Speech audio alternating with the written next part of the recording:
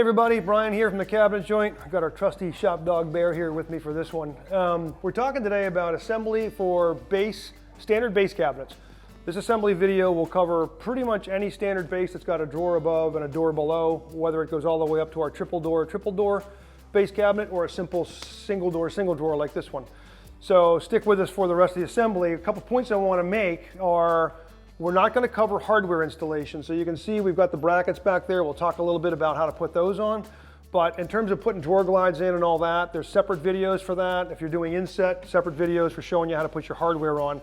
Make sure you reference those because some of that has to be done if you're doing inset before the assembly. In terms of depths, this cabinet's available from 12 to 30 deep in 3-inch increments because you have a drawer up top. The drawer glides only work in 3-inch increments. So 12 to 30 in 3-inch increments. In terms of heights, you can go 31.5 to 42 in 16th-inch increments. Anywhere in there is fine. And in terms of width, the single door goes out to 24. Then you have double door or butt door cabinets. The double doors can go all the way to 48 inches wide. If you do the triple door version, that can go all the way to 72. So we have you covered with a very wide range of heights, depths, widths, all that to give you some design flexibility. So stick with us for the rest of the assembly. Okay, so let's get started with our base cabinet assembly. Before I get started, one thing to remember is all of our base cabinets assemble the same way for the most part. So if you're getting a single door base, double door, butt door, they all assemble with the same basic premise. So keep that in mind. Another thing to remember is if you're doing inset, I'm going to go right into this assembly because it's overlay.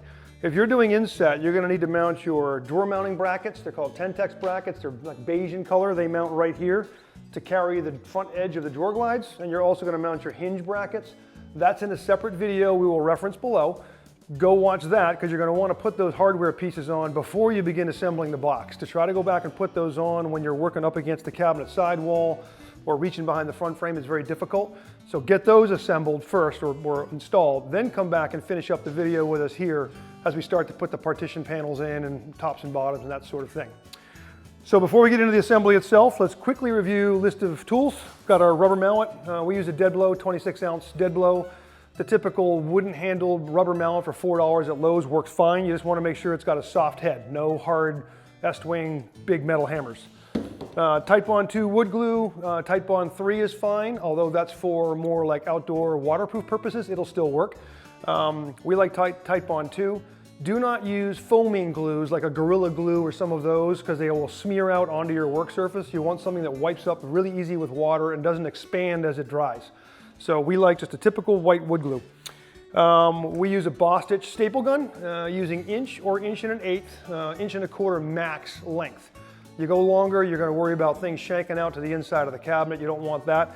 All you're trying to do is hold things together until that glue sets up. Okay, so typically 1 inch. Staples, not brads.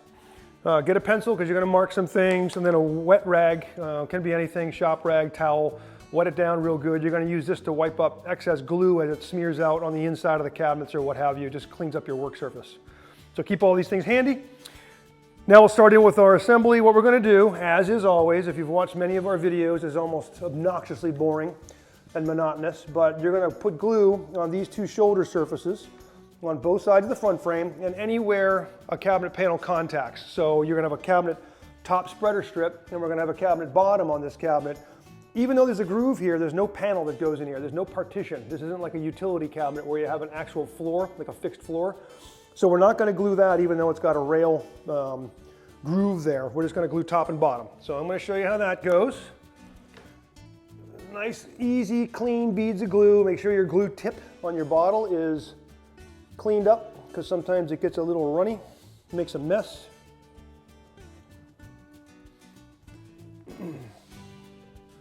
And you want to put, I missed there, but you're going to want to put the glue on the outer surface. You can see right there I got to the inner surface. What we don't want to have happen is we don't want glue squeezing out to the inside of the cabinet. So you want it on the outer surface, the outer face.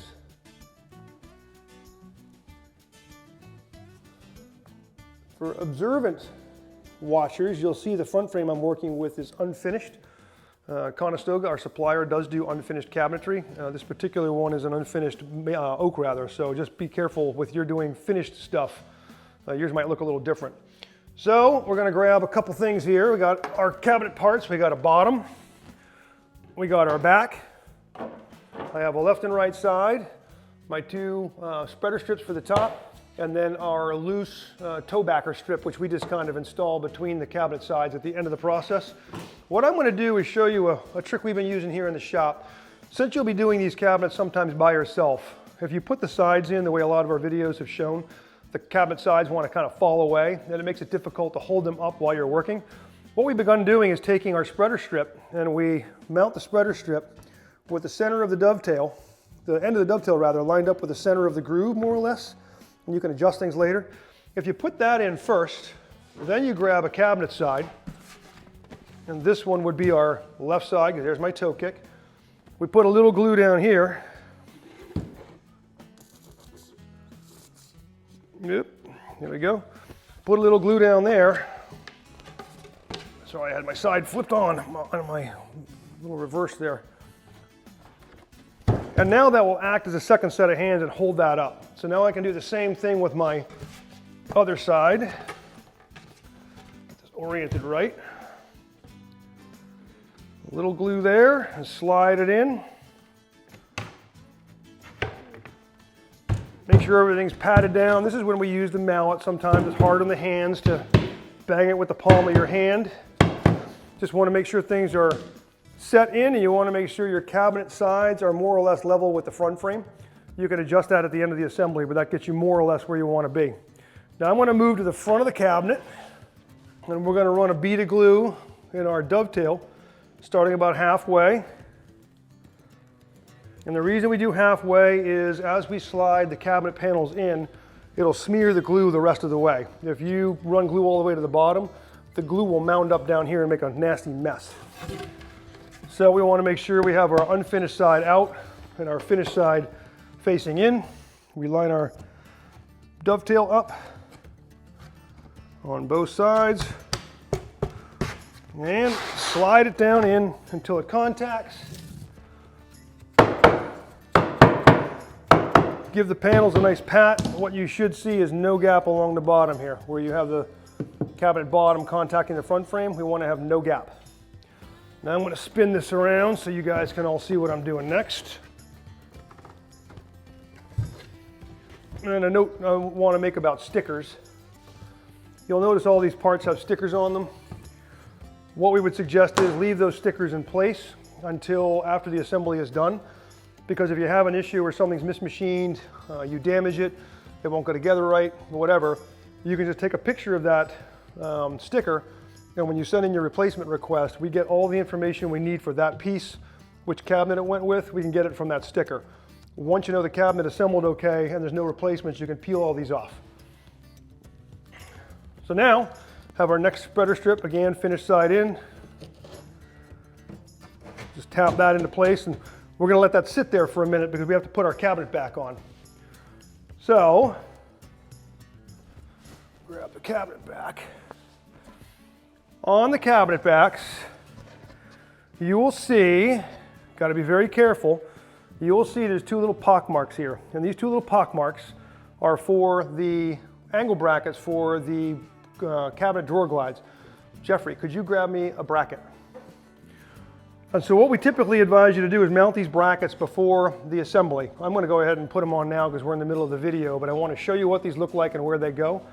These two little pock marks line up with the center of these two elongated holes. So you line up the center of those holes with those two pock marks, and the supplied screws that came with your drawer glides, mount that on.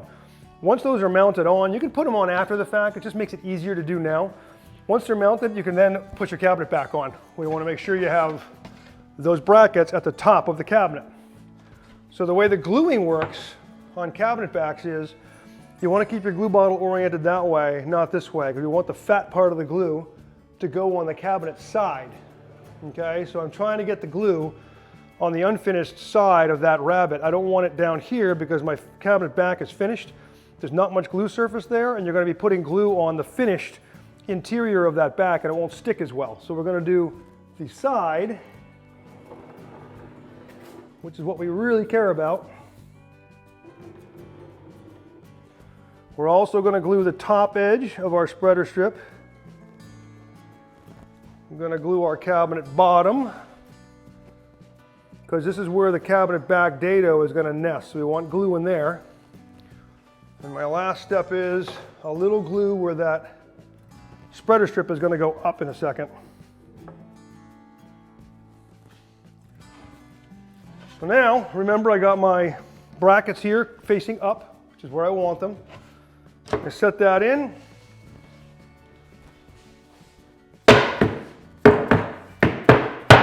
Tap everything in place. Now my next process is going to be stapling. So we're going to get our compressor set up with our staple gun and come back and show you how the stapling works and marking things and all that. Be right back. Okay, now we'll get into stapling this cabinet together so this glue can set up. What we typically do is strike some scribe lines. So what I want to show you here is you have a 1/2 inch thick cabinet top, or back rather I should say. What we want to do is find the center of that, and I use my finger as a guide. Get the tip of your pencil right there. And we're just going to run a scribe line all the way across the side rather. Do the same thing here. And that, for somebody who's a little worried about punching staples through to the inside of the cabinet, can act as your guideline. So what we do is we start with our stapler. I'm going to put one at the very top. With constant pressure on the cabinet back, we're just going to work all along our line. About every 3 to 4 inches or closer. Don't do wider than that or you're not getting enough staples in. I'm going to do the same thing on this side. Constant pressure. All right. So now my sides are nice and pinched in. That glue can set up. I got no gaps here. It's very important to keep constant pressure as you're running those pins or the staples. If you don't, you may have a gap on the inside of the cabinet where the cabinet back is not seated fully up against the side. So make sure you're keeping constant pressure. All right, so we've shown you how on unfinished sides to staple through here. What I didn't explain was if you have a finished side, if you have a flush end or an exposed end where this is stained or it's a finished veneer or it's painted, whatever, you don't want to run a nail or a staple through the side of the cabinet. In those cases, heel of the gun goes to the cabinet back, butt the tip of the gun right up as tight as you can get it to the cabinet side and fire your nail in. It's toe-nailing it in. On the thicker 3/4 inch sides, you have more material to deal with. The staple will go in at an angle, but it won't come out here as long as you're not using a staple longer than 1 inch or 1 1/8 inches. So make sure your staple length is appropriate or you're going to blow a nail through. That's the only way to blind nail that because you cannot nail into your finished surface. So again, not vertical, heel of the gun down so you're actually toe-nailing. Butt it up, pull the trigger, okay? If you've assembled these before, there used to be a scribe line here, which acted like a nailer line for you to run your staples into the cabinet bottom and into that spreader strip. Recently, Conestoga changed their methodology because that scribe line was getting off sometimes and we were putting staples where they shouldn't be. Now there is, every 5 inches, there is a hole. That is in the dead center of the cabinet dado, so you can guarantee that's properly placed. What you're going to do is just go either side of those holes. If you want to throw a straight edge on there, you're welcome to, but the holes are spaced such that you should be able to do it without. So now you have the cabinet back is now nailed to my cabinet floor. I'm going to move around to the front here. I want to remember to tap this up. And we want to look up under here and make sure we're fully seated. I want to make sure my spreader strip is up into the cabinet dado on that cabinet back. And I'm going to do the same thing. One to the outside. So now that is nice and fastened on there. We can flip our cabinet up here. And this is the point where you can start doing some cleanup. If you want to, you can begin peeling the stickers off. You can also check and make sure the cabinet side and the cabinet front frame are dead level across the top. So I can feel right here that my front frame is a little low. So I can tap it up. That one's also a little low. I can tap it up, so we want to get them nice and flush. We also want to get our wet rag. And where you're typically going to get glue squeezed out is along this back cabinet wall where the cabinet back met the cabinet side. And I can see I've got some squeeze out up there. I've got a bit up here that ran down. So just spend a few moments cleaning up your cabinet build and make sure it's nice and wiped free of any glue. You might get a little squeeze out in here if you didn't put your glue properly there. You'll definitely get some running out down here. You can see some drop right there. We'd recommend putting the cabinet on its back to dry. Okay, now let's talk about this toe backer strip. These are optional. Every base cabinet typically comes with one. It simply mounts between the cabinet sides like that. I'll show you how to mount it in a minute. This just gives you anywhere when you're putting your finished toe kick on after installation, it gives you anywhere to nail your toe kick to. Without this, you can only nail your toe kick to the front of the plywood, which is fine. Be aware if you choose to put this in at the point of assembly, which I'm going to do now, you may have a floor duct, you may have to run wires or something underneath the cabinet, and if you have that, you're going to have to knock this thing back out. We typically don't like to put these in for our installations, but you certainly may. So let me show you how to put it in. Just line it up so the face of this is flush with the face of the cabinet edge, the cabinet side edge. And just put 4 staples in it.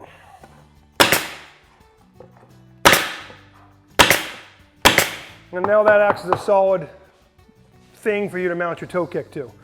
So we'll stand this cabinet back up, show you the finished product. Here you go. Nice sound framed box. And again, this assembly is the same for virtually any standard base that Conestoga offers. If you have any questions, your sales reps or your cabinet coaches as we call them, they're always standing by to help you out. Give us a call and we'd love to hear from you. Thanks for watching, everybody.